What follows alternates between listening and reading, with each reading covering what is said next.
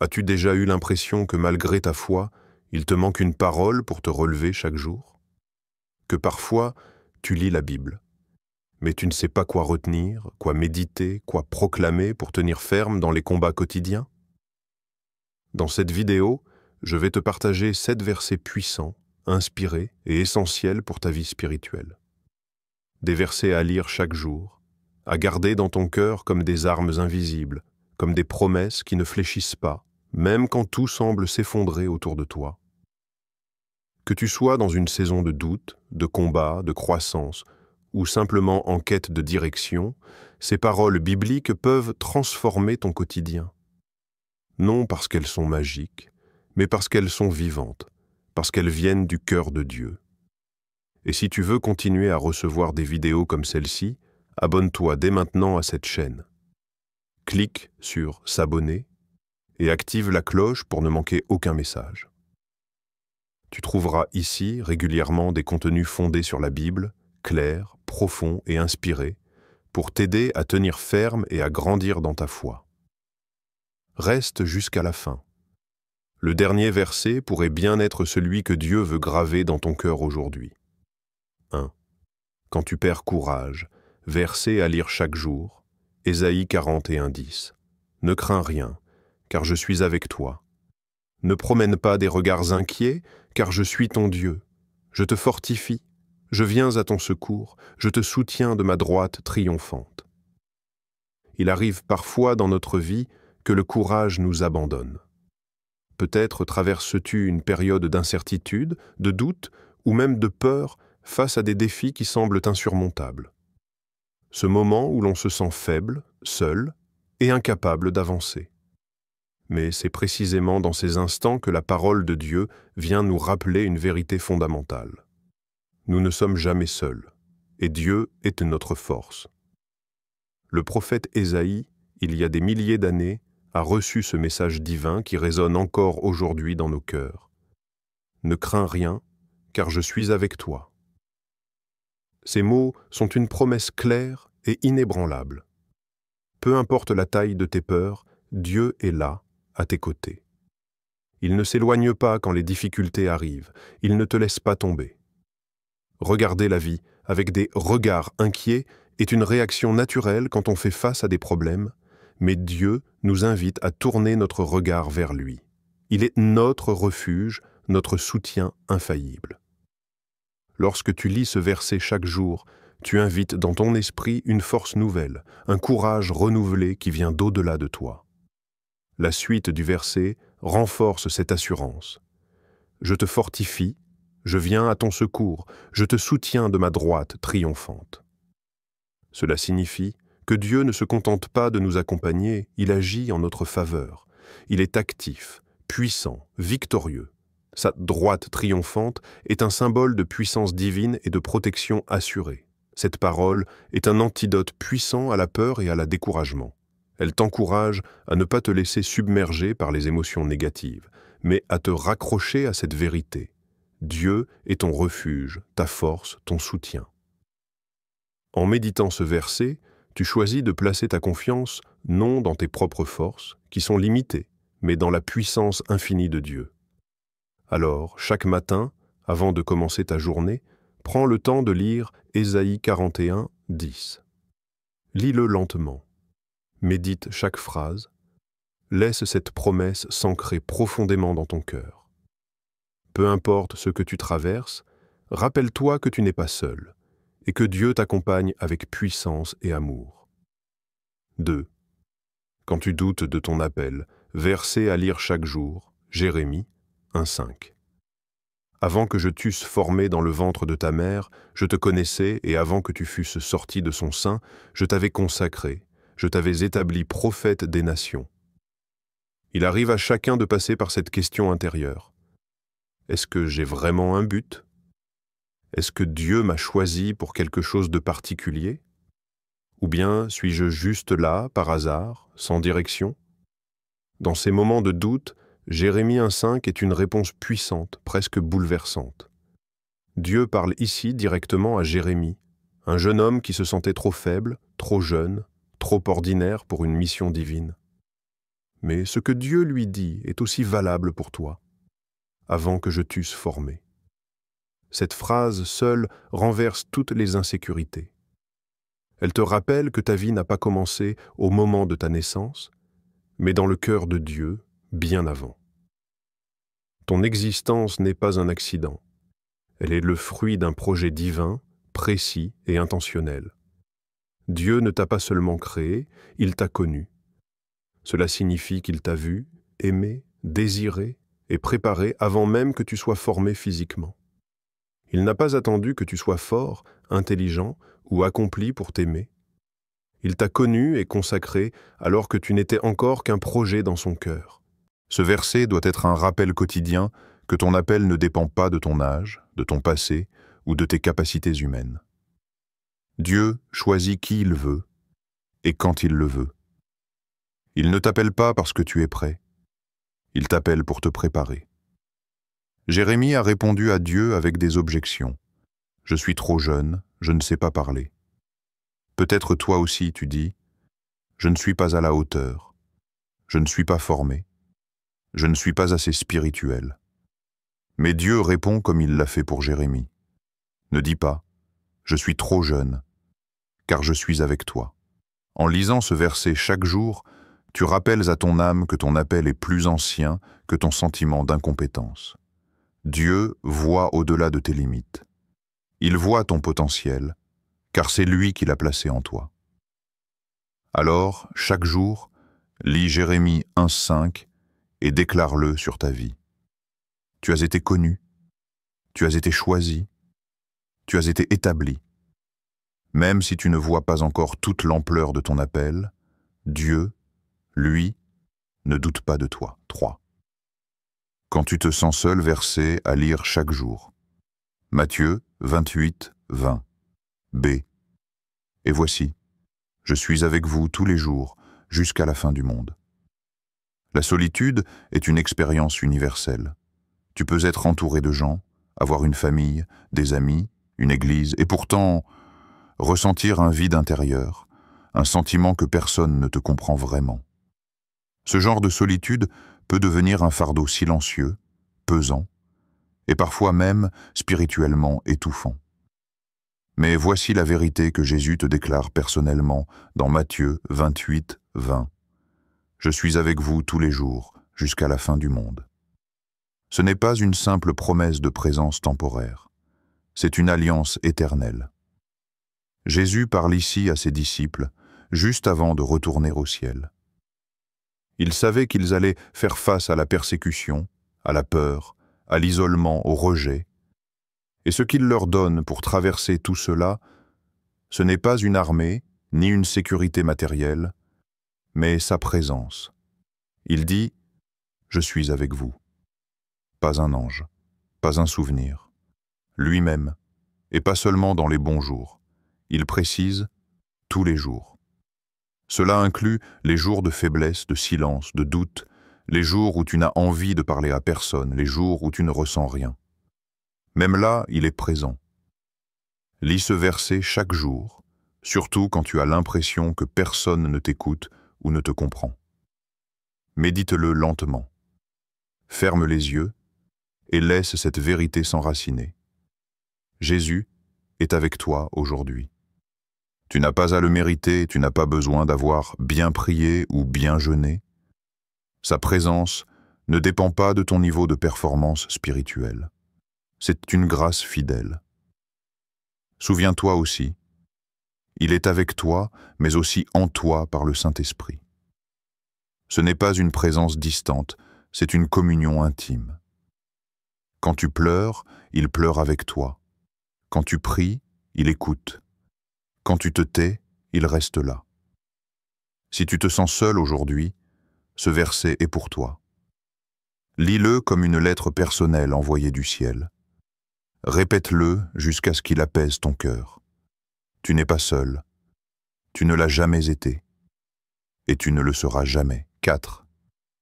Quand tu as besoin de feu spirituel, verset à lire chaque jour. Romains 12, 11. Ayez du zèle et non de la paresse. Soyez fervents d'esprit. Servez le Seigneur. Il y a des moments dans notre vie chrétienne où le feu s'éteint doucement. Ce n'est pas qu'on a renié notre foi, ni qu'on ne croit plus, mais l'enthousiasme, la passion, la joie d'être en communion avec Dieu semblent avoir disparu. La prière devient une habitude sèche, la lecture de la Bible une routine, l'adoration un chant sans flamme. Quand tu ressens cela, Romains 12:11 est une exhortation puissante, presque un cri qui réveille ton âme. Ayez du zèle et non de la paresse. Soyez fervents d'esprit. Servez le Seigneur. Paul n'est pas en train de donner un simple conseil. Il appelle à un style de vie brûlant. Il nous rappelle que la vie chrétienne n'est pas tiède. Elle est faite pour être animée par une ferveur réelle, une flamme intérieure. Et cette flamme ne vient pas de nous, mais du Saint-Esprit. Le mot zèle ici signifie intensité, passion, empressement à faire le bien.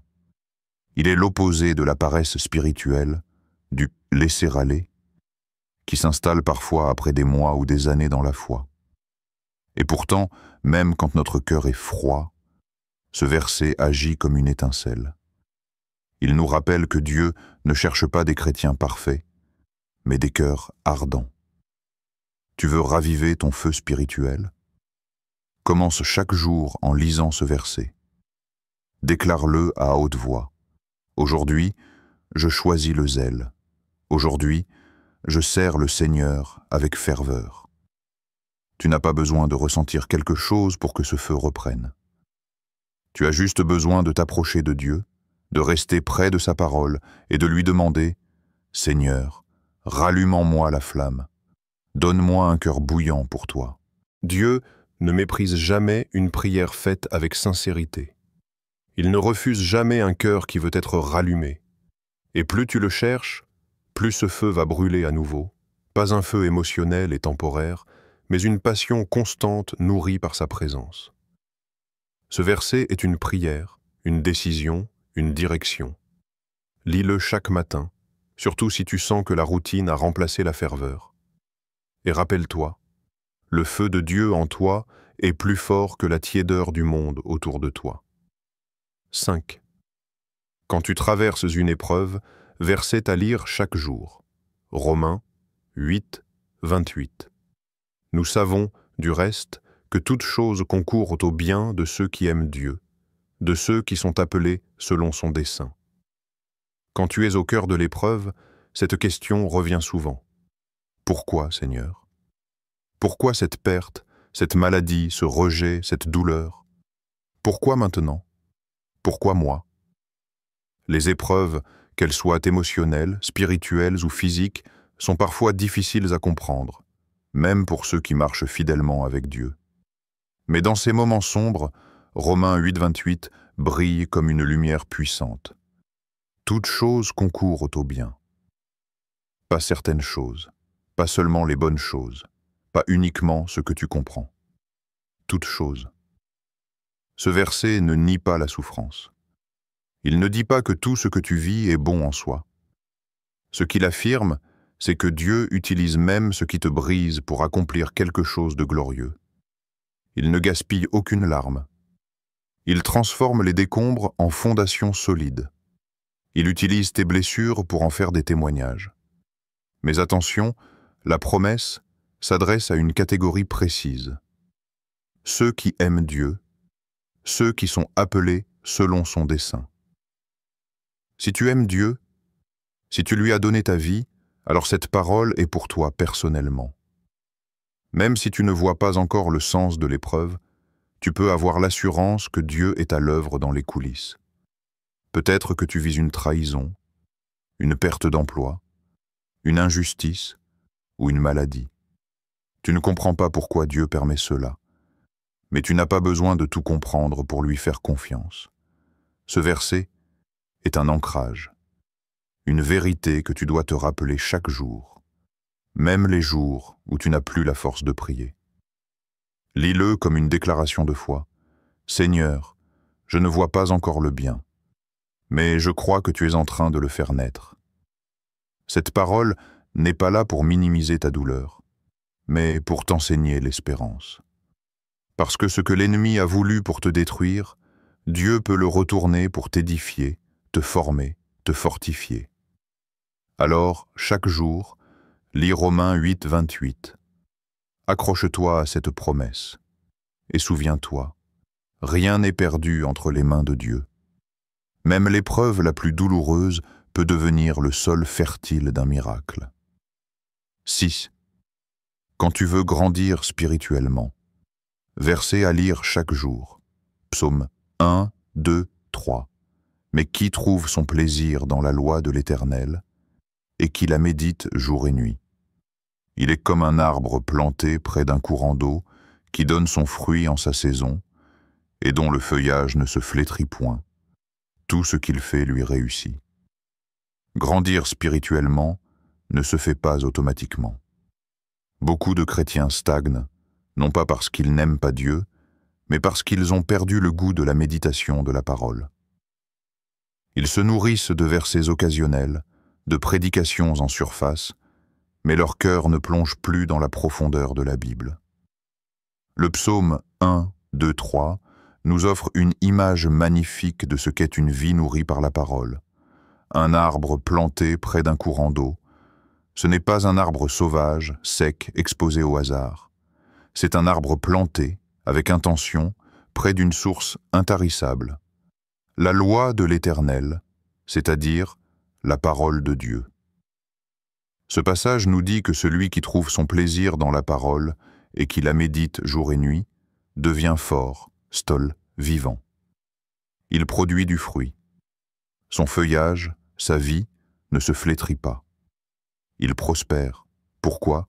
Parce que la parole de Dieu est une nourriture spirituelle. Elle renouvelle tes pensées, éclaire ton chemin, t'encourage dans les moments de faiblesse et te garde enraciné dans la vérité. Méditer, ce n'est pas juste lire un verset à la va-vite. C'est le ruminer, l'approfondir, le laisser descendre dans ton cœur. Tu veux grandir? Deviens comme cet arbre. Plante-toi chaque jour dans la parole. Même si tu ne comprends pas tout, même si tu n'as que 10 minutes. Prends ce temps comme un rendez-vous vital. Plus tu t'en nourriras, plus ta foi deviendra stable. Et tôt ou tard, tu donneras du fruit. Ce verset est un appel à sortir d'une foi superficielle pour entrer dans une relation vivante avec Dieu, nourrie quotidiennement. C'est aussi une promesse. Tout ce qu'il fait lui réussit. Pas dans un sens magique, mais parce que ses décisions, son cœur, ses pensées sont dirigées par Dieu lui-même.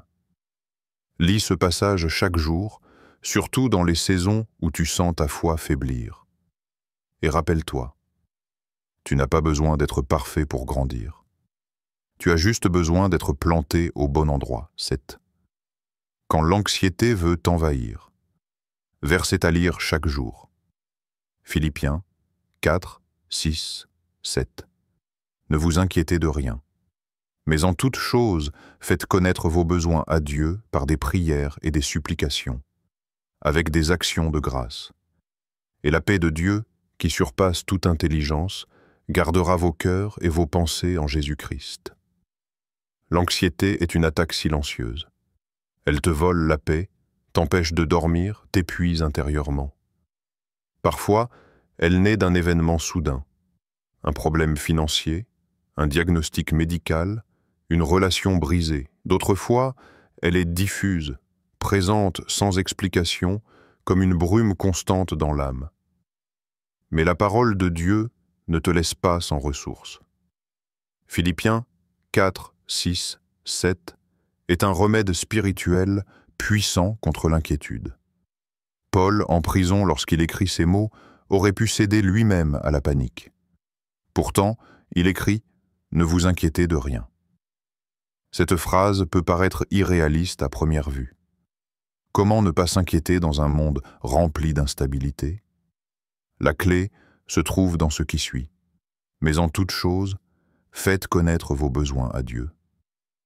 Quand tu ressens l'inquiétude monter, la première réaction n'est pas d'essayer de tout contrôler, ni de fuir dans la distraction, mais de te tourner vers Dieu. avec des prières, des supplications et aussi de la gratitude. Oui, même au cœur de l'épreuve. Pourquoi la reconnaissance est-elle importante ici? Parce qu'elle te repositionne. Elle te rappelle ce que Dieu a déjà fait. Elle te donne la force de croire qu'il agira encore. Et ensuite vient cette promesse magnifique. La paix de Dieu, qui surpasse toute intelligence, gardera vos cœurs et vos pensées. Ce n'est pas une paix logique. Ce n'est pas une paix basée sur la résolution du problème. C'est une paix surnaturelle, un calme profond qui garde ton cœur. Comme un soldat veille devant une forteresse, la paix de Dieu garde ton intérieur. Lis ce verset chaque jour. Le matin, pour démarrer ta journée dans la confiance. Le soir, pour remettre tes soucis entre les mains du Père. Dis-le à voix haute quand l'angoisse veut t'envahir.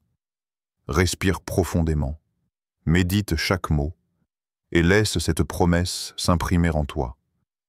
Dieu ne t'a pas promis une vie sans défi, mais il t'a promis sa paix au milieu de la tempête.